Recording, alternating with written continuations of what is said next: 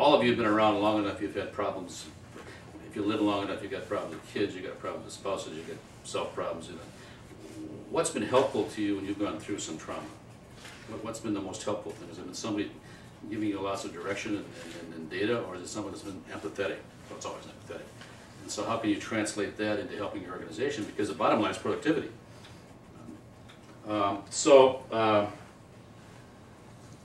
You know, here's kind of the bottom line. How do you do that? How do you get people to empty their gunny sack? What is it you do as a leader, as an HR person, as an OD person to do that?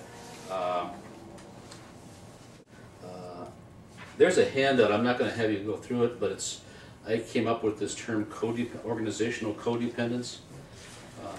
Those of you that studied codependency came out early out in Minneapolis, actually. It was the Hazelton Institute on alcoholism. If your significant other is an alcoholic and you feel really good when they're dry, you feel really bad when they go off the wagon, if your self-esteem is hooked to their addiction, you're codependent. And organizational codependence is basically that to the extent you index your self-esteem, your sense of purpose, your sense of relevance, your sense of identity to one organization, you're kind of set up for organizational codependence. If you look at the questionnaire, I'm not going to go through it now, but you can kind of look at yourself, and again, you can use this in groups in terms of how much of your self-esteem is indexed to your organization as opposed to your work.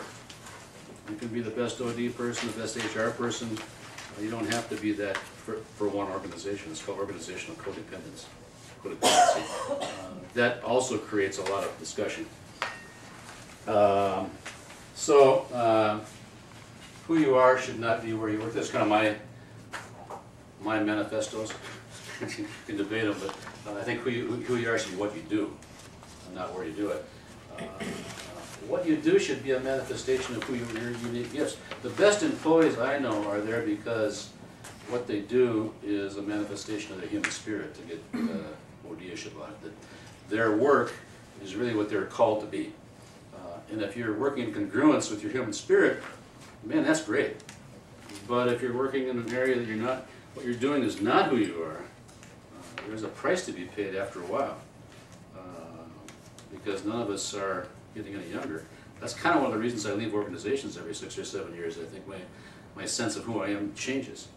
But I've talked, and you all know them, there's people in your organizations that if you really talk to them authentically, hate their job.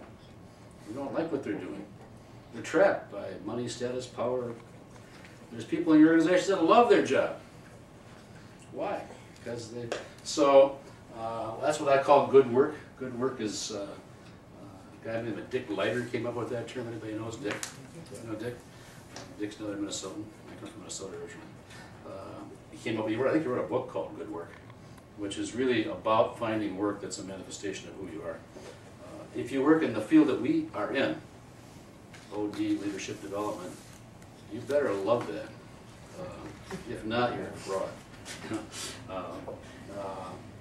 And if you do good work, it increases productivity and satisfaction. I'm going to talk about commandments quickly. I'm not going to go through this. If I were working in a group, I'll ask the group a little bit about what were their early commandments about motivation, loyalty, and commitment. What were you told? What are your values about what's loyalty? Is it loyal if you're working for an organization downsizing to run your resume off in the company copy machine? Or can you get fired for that, as some people still do? What about commitment? Can you be committed to your job, but not necessarily to your company? What about networking outside? It's really good when you do this with line managers because it smokes out a lot of issues. And again, what's the purpose of a lot of this is to create a dialogue to reinforce or question values in a way that's safe.